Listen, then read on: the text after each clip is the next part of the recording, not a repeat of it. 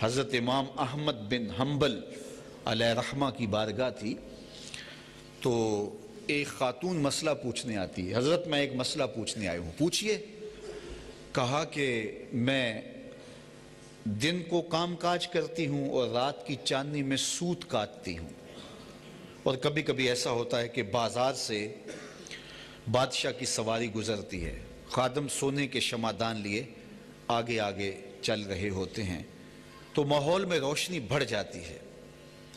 عام دنوں میں تو چاند کی چاندنی میں سوت کاٹتی ہوں، لیکن جب سواری گزرتی ہے تو اس وقت جو سوت کاٹتی ہوں اس کی کوالٹی کچھ بہتر ہو جاتی ہے۔ تو میں یہ پوچھنے آئی ہوں کہ میں اس سوت کو جو چاند کی چاندنی میں کاتا اور جو اس گزرتے ہوئے بادشاہ کی سواری کی روشنی میں کاتا، ان دونوں کو بازار میں ایک ساتھ فروخت کر سکتی ہوں، جبکہ ان کی کوالٹی میں معمولی سا فرق ہوتا ہے۔ تو حضرت امام احمد بن حنبل نے بات سنی تو فرمانے لگے، خاتون اپنا تعارف کروا سکتی ہو، تم کون ہو؟ تو خاتون نے کہا، حضرت سائل کی ذات نہیں پوچھی جاتی، آپ مسئلہ بتائیں۔ فرمایا، نہیں، کچھ مسائل ایسے ہوتے ہیں کہ سائل کی حیثیت سے مسئلے کی نوعیت بدلتی ہے، تمہیں بتانا پڑے گا کہ تم کون ہو۔ تو اس نے کہا، میں حضرت بشر حافی کی ہمشیرہ ہوں۔ تو کہا، تمہارے لیے پھر جائز نہیں ہے، تصوف اسے کہتے ہیں۔ امام اہل محبت اعلی حضرت عظیم البرکت علیہ رحمہ ایک محفل پہ تشریف لے گئے، صاحب خانہ نے دعوت پیش کی تو اس میں انواع و اقسام کے کھانے پڑے ہوئے تھے۔ تو آپ نے دیکھا کہ شوربہ ہے تو اس کو چمچ سے چکھا تو اتنا لذیذ تھا کہ جی چاہا کہ میں تھوڑا سا شوربہ پی لوں۔ تو صاحب خانہ کو بلایا، حاضر ہوا، کہا اگر تم اجازت دو تو میں شوربہ پی لوں۔ اس نے کہا، حضرت سب کچھ آپ کے لیے رکھا ہوا ہے۔ فرمایا، نہیں، شوربہ عرفاً معقول ہے، مشروب نہیں، کھانے کے لیے رکھا جاتا ہے، پینے کے لیے نہیں رکھا جاتا۔ اور اگر میں یہ کھانا چاہوں تو جتنا مرضی کھاؤں، مجھے آپ سے پوچھنے کی شرط ضرورت نہیں ہے، لیکن چونکہ میں عرف سے ہٹ رہا ہوں اس لیے میرے لیے ضروری ہے کہ آپ سے اجازت لوں، کیونکہ تم نے کھانے کے لیے تیار کیا ہوا ہے، پینے کے لیے تیار نہیں کیا ہوا۔ میرے دیکھا دیکھی سارے پینے لگ جائیں گے، شوربہ ایک جھٹکا بھی نہیں لے گا، پھر تمہیں شرمندگی ہوگی کہ شوربہ کم پڑ گیا۔ تو تصوف ان چیزوں کا نام ہے، ان باریک چیزوں کا نام تصوف ہے۔ حضرت امام اعظم امام ابو حنیفہ علیہ رحمہ کسی گھر کے دروازے پہ دستک دیتے ہیں، پھر پیچھے آ کے دھوپ میں کھڑے ہو جاتے ہیں ایک طرف، تو دیوار کا سایہ بھی پڑ رہا تھا، تو کسی نے گزرتے ہوئے کہا، حضرت سائے میں کھڑے ہو جائیے۔ فرمایا کہ صاحب خانہ سے میں نے قرض لینا ہے، اور جس سے قرض لینا ہو اس سے کوئی فائدہ اٹھانا سود ہوتا ہے، میں ڈرتا ہوں کہیں یہ سود نہ بن جائے۔ آپ فقہ پڑھتے ہیں تو فقہ میں آپ دو لفظ پڑھتے ہیں، طرفین، شیخین۔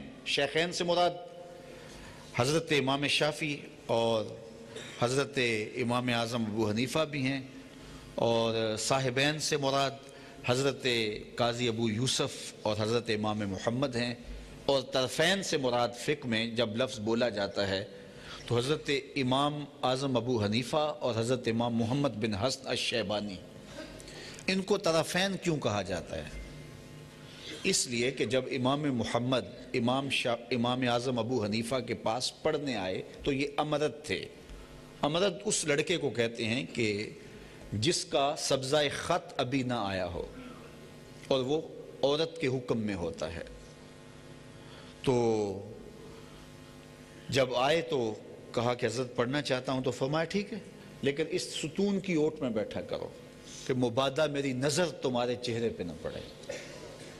تو وہ ستون کی اوٹ میں بیٹھتے تھے، پڑھتے تھے۔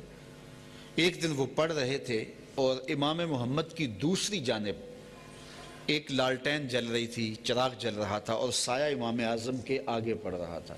تو سائے میں نظر پڑی تو دیکھا کہ داڑھی کا عکس بھی دکھائی دے رہا ہے۔ تو کہا، آپ کو داڑھی آ گئی ہے؟ کہا، وہ حضور سال ہو گیا، فرمایا اب میرے سامنے بیٹھا کرو۔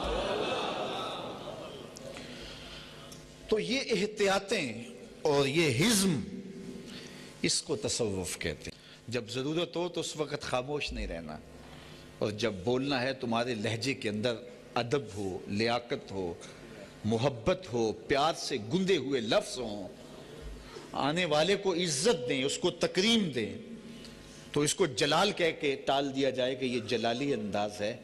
اللہ اکبر، اللہ کا بندہ صوفی جلال اور جمال کا مظہر ہوتا ہے۔ ہو حلقہ یاراں تو بریشم کی طرح نرم، رزم حق و باطل ہو تو فولاد ہے مومن۔ تو یہ مومن کی زندگی ہے اور یہ مومن کا انداز ہے۔ تو تصوف کیا ہے؟ یہ رسوم کا نام نہیں ہے۔ اقبال نے کہا تھا فقر اریاں گرمی بدر و حنین، فقر اریاں بانگ تکبیر حسین، فقر قرآن احتساب ہست بود، فقر قرآن احتساب ہست، یہ من کے محاسبے کا نام ہے، یہ اپنے اندر کی صفائی اور ستھرائی کا نام ہے، اندر کی پاکیزگی کا نام ہے۔ حضرت بایزید بستامی فرماتے ہیں میں نے ایک دن اپنے نفس سے پوچھا کہ نفس میں تجھے خوراک بھی نہیں دیتا، تو پھر بھی پلا اور جوان اور توانا ہے؟ تو کہتا ہے بایزید میرا نفس نے مجھے کہا، حضرت بایزید کہتے ہیں میرے نفس نے مجھے کہا جب تو بازاروں سے گزرتا ہے نا لوگ انگلیاں اٹھا اٹھا کے کہتے ہیں وہ بایزید وہ بایزید، کہا میری خوراک مل جاتی ہے۔ جس کے اندر اصلاح نہ ہوئی اس کے باہر میں اصلاح کیسے ہوگی؟ اور جس کا اپنا اندر ستھرا نہ ہوا، جو نفس کا غلام اور نوکر اور نفس کا جو ہے وہ چاکر ہوا، تو وہ کسی کی اصلاح کیسے ہو سکتا ہے؟ یہ سب سے مشکل، سب سے بڑا دشمن ہمارا نفس ہے۔ ہمارے دو بڑے دشمن ہیں، ایک شیطان اور دوسرا نفس، اور نفس شیطان سے بھی بڑا ہے، یہ بات ذہن میں رکھیے۔ ہم تو یہ کہتے ہیں میں شیطان نے بہکا دیا، لیکن جب شیطان خود بہکا اور اس نے انکار سجدہ کیا، اس وقت کوئی اور شیطان تو نہیں تھا جس نے شیطان کو شیطان بنایا۔ وہ کون سا دشمن تھا جس نے شیطان کا بھی بڑا غر کر دیا؟ وہ نفس تھا۔ نفس شیطان کو بھی شیطان بنانے والا ہے، تو یہ بڑا دشمن ہے، اور اس سے لڑائی ساری زندگی رہے گی۔ باج فقیراں کسے نہیں ماریا، باہو ظالم چور اندر دا ہو۔ یہ بڑا مشکل ہے اس سے مقابلہ۔ ایک بزرگ تھے، انہوں نے ساری زندگی میں کا لفظ زبان پہ نہیں آنے دیا، چونکہ جب اللہ تعالیٰ نے عزازیل سے پوچھا کہ جب میں نے کہا تھا کہ تو سجدہ کر میرے شاہکار کو تو نے کیوں انکار کیا؟ تو اس نے کہا آنا خیر من ہو، میں بہتر ہوں۔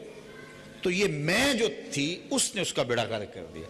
تو وہ بزرگ تھے، وہ ساری زندگی آنا کا لفظ، میں کا لفظ زبان پر نہیں لاتے تھے، فرماتے تھے اس لفظ نے شیطان کا بیڑا غرق کر دیا، میں بولتے ہی نہیں ساری زندگی۔ اس مفہوم کو ادا کرنے کے لیے بانداز دیگر بات کرتے۔ اچھا، ہر طرح کے لوگ ہوتے ہیں۔ ایک آدمی کہنے لگا لو ان کی زبان پہ میں کا لفظ نہیں آتا، میں جاتا ہوں اور ان کی زبان پہ میں کا لفظ آئے ہی آئے۔ چلا گیا، حضرت کی مجلس لگی تھی، لوگ بیٹھے تھے، حضرت ایک مسئلہ پوچھنے آیا ہوں، پوچھئے۔ کہا کہ شیطان کو کس چیز نے برباد کیا تھا؟ اب تو حضرت بولیں گے میں نے، تو کہوں گا لفظ آ تو گیا زبان پہ۔ حضرت کی بھی بصیرت تھی، جان گئے اس کے اندر کے کھوٹ کو کہ یہ کس لیے آیا ہے۔ فرمانے لگے بیٹا بیٹھ جائیے، نماز کا وقت ہو گیا ہے، سلام پھرے گا، نماز پڑھ لیں گے، پھر اس پہ بات ہوتی ہے۔ اذان ہوئی، نماز پڑھی گئی، سلام پھرا تو خود ہی بولے کسی نے پوچھا تھا شیطان کو کس نے برباد کیا؟ جواب دینا چاہ رہا ہوں کس نے پوچھا تھا؟ جھٹ کھڑا ہو گیا میں نے۔ کہا اسی چیز نے برباد کیا، اسی چیز نے اس کا بیڑا غرق کر دیا۔ اب مجھے بتاؤ، ہم سویر سے لے کر شام تک اس میں سے نہ نکلیں تو قطب زمانہ بھی ہم ہوں، غوث زمان بھی ہم ہوں، ولی کامل بھی ہم ہوں، سب کچھ کام ہو، اور اس چکر سے کبھی باہر بھی نہ نکل پڑے۔ تم نے کوئی اور تصوف سنا ہے، سمجھا ہے، محمد عربی کا تصوف کوئی اور ہے۔ دین کسی اور تصوف کی دعوت دیتا ہے، تم کسی اور راستے کے مسافر ہو۔ اپنا فہم تصوف جو ہے اس پر غور کرو کہ وہ کوئی اور ہے۔ یہ تو اندر کی پاکیزگی کا نام ہے، اندر کی گندگیاں دور کرنا، باطن کو کھرچنا۔ حضرت عبداللہ بن عمر کہتے ہیں کہ ہم حضور کی مجلس میں بیٹھے ہوئے تھے، اللہ اکبر، حضور کے مبارک دور میں، حضور کا عہد ہمایوں، تو فرمایا کہ اگر کسی نے جنتی دیکھنا ہے تو دروازے پہ دیکھو، جو پہلا شخص مسجد میں داخل ہوگا جنتی ہوگا۔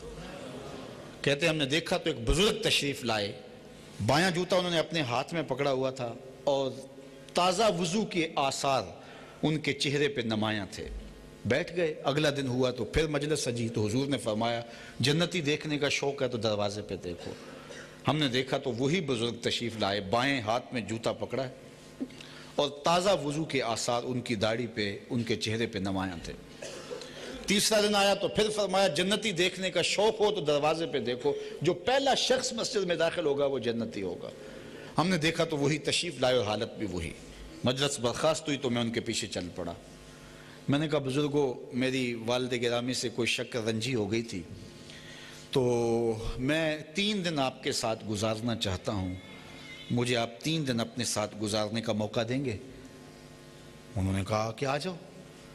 تو کہتے ہیں میری لالچ یہ تھی کہ میں دیکھوں کہ